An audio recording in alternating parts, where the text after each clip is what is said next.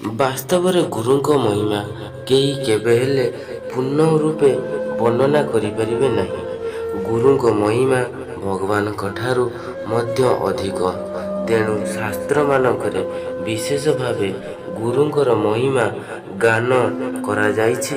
ମାତ୍ର ସେହି ମହିମା ସତ୍ୟତା ଓ ବାସ୍ତବିକତାର ସମ୍ଭବ ଓ ଭଣ୍ଡାମିର ନୁହେଁ। ଆଜିକାଲି ଦମ୍ଭ ଓ ଭଣ୍ଡାମି ବହୁତ ବଢ଼ିଗଲାଣି ଏବଂ କେବଳକୁ କେବଳ ଆହୁରି ଅଧିକ ବଢ଼ି ଚାଲିଛି। ଯିଏ ଭଲ ଯାଉ କି କିଏ ମନ୍ଦ ଏହା ଶୀଘ୍ର ଓ ସହଜରେ ଜଣାପଡ଼ୁନାହିଁ। ଯେଉଁ ମନ୍ଦ ରୂପ କାରଣ କରି ଆସେ ତାହାକୁ ଦୂର କରିବା ସହଜ, କିନ୍ତୁ ଯେଉଁ ମନ୍ଦ ଭଲ ରୂପ ଧାରଣ କରି ସେ ତାକୁ ଦୂର କରିବା ବଡ଼ କଠିନ। ସୀତାଙ୍କ ନିକଟକୁ ରାବଣ ରାଜା ପ୍ରତାପଭାନୁଙ୍କ ନିକଟକୁ ଛଦ୍ମବେଶୀ ମୁନି ଏବଂ ହନୁମାନଙ୍କ ନିକଟକୁ କାଳନେମୀ ସାଧୁ ବେଶ ଧରି ଆସିବାରୁ ସେମାନଙ୍କୁ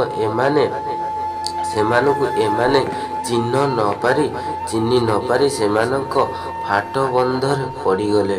ଆଜିକାଲି ମଧ୍ୟ ବିଶେଷ୍ୟମାନଙ୍କର ଗୁରୁଙ୍କ ପ୍ରତି ଯେପରି ଶ୍ରଦ୍ଧା ଥିବାର ଦେଖାଯାଏ, ଗୁରୁ ନିଜେ ସେହିପରି ହୋଇ ନଥାନ୍ତି। ତେଣୁ ପୂଜ୍ୟ ଶେଷଜୀ ଶ୍ରୀ ଜୟଦୟାଲ ଗୋୟାଦକା କହୁଥିଲେ, ଆଜିକାଲି ଗୁରୁମାନଙ୍କ ପ୍ରତି ଆମର ଶ୍ରଦ୍ଧା ହେଉନାହିଁ, କିନ୍ତୁ ସେମାନଙ୍କ ଚେଲାମାନଙ୍କର ପ୍ରତି ଶ୍ରଦ୍ଧା ହେଉଛି। ଏହାର କାରଣ ଚେଲାଙ୍କର ଗୁରୁଙ୍କ ପ୍ରତି ରହିଥିବା ସଦ୍ଭାବ ଅତି ଆଦରଣୀୟ।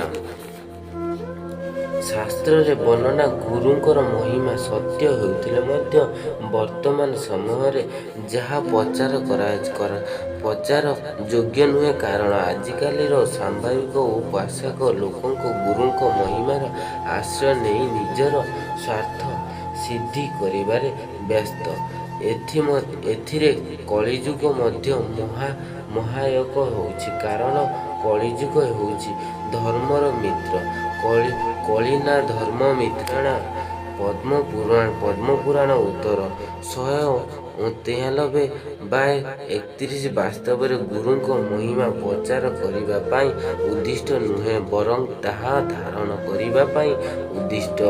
କୌଣସି ଗୁରୁଙ୍କର ନିଜେ ଯଦି ଗୁରୁ ମହିମା କହି ହୁଅନ୍ତି, ଗୁରୁ ମହିମା ବର୍ଣ୍ଣନା ପୁସ୍ତକମାନ ପ୍ରଚାର କରନ୍ତି, ତେବେ ଏଥିରୁ ସ୍ପଷ୍ଟ ହେଉଛି ଯେ ତାଙ୍କ ମନରେ ଗୁରୁ ହେବାର ଇଚ୍ଛା ରହିଛି। ଯାହା ମନରେ ଗୁରୁର ହେବାର ଇଚ୍ଛା ରହିଛି, ତାହାଦ୍ୱାରା କଦାପି ଅନ୍ୟମାନଙ୍କର ମଙ୍ଗଳ ହୋଇପାରିବ ନାହିଁ। ମୁଁ ଗୁରୁ କହିବା ପାଇଁ ମନ କରୁନାହିଁ, ମୁଁ କେବଳ ଭଣ୍ଡାମିର ବିରୋଧ କରୁଛି। ଗୁରୁ କହିବା ପାଇଁ କେହି ବାରଣ କରିପାରିବେ ନାହିଁ। ବାସ୍ତବରେ ଶିକ୍ଷକ ଦୃଷ୍ଟିକୋଣରୁ ହିଁ ଗୁରୁଙ୍କର ମହିମା ପ୍ରତିପାଦିତ ହୁଏ, ଗୁରୁଙ୍କ ଦୃଷ୍ଟିକୋଣରୁ ନୁହେଁ। ଗୁରୁଙ୍କ ଦୃଷ୍ଟିକୋଣ ଅଲଗା, ଶିକ୍ଷକ ଦୃଷ୍ଟିକୋଣ ଅଲଗା ଏବଂ ଅନ୍ୟ ବ୍ୟକ୍ତିର ଦୃଷ୍ଟିକୋଣ ଅଲଗା। ଗୁରୁ ତାଙ୍କ ଦୃଷ୍ଟିକୋଣ ଅନୁସାରେ ଭଣ୍ଡାମି ଯେ ମୁଁ କିଛି ଦେଇନାହିଁ, ବରଂ ଯେଉଁ ବାସ୍ତବରେ ତତ୍ତ୍ୱ ସତ୍ୟ ସ୍ୱାଭାବିକ ଭାବେ ବିଦ୍ୟମାନ ସେ ଦିଗକୁ କେବଳ ଶିକ୍ଷକର ଦୃଷ୍ଟି ଆକର୍ଷଣ କରାଇ ଦେଇଛି, ତାଙ୍କୁ କେବଳ ତା ସ୍ୱରୂପର ବୋଧ କରାଇ ଦେଇଛି, ନିଜ ପାଖରୁ କିଛି ଦେଇନାହିଁ।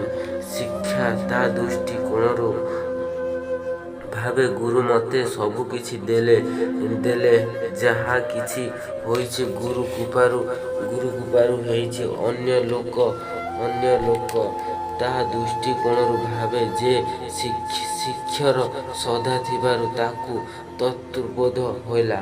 ପ୍ରକୃତ ମହିମା ହେଉଛି ସେହି ଗୁରୁଙ୍କର ଯିଏ ଗୋବିନ୍ଦଙ୍କ ସହିତ ସାକ୍ଷାତ କରାଇ ଦିଆଯାଇଛି।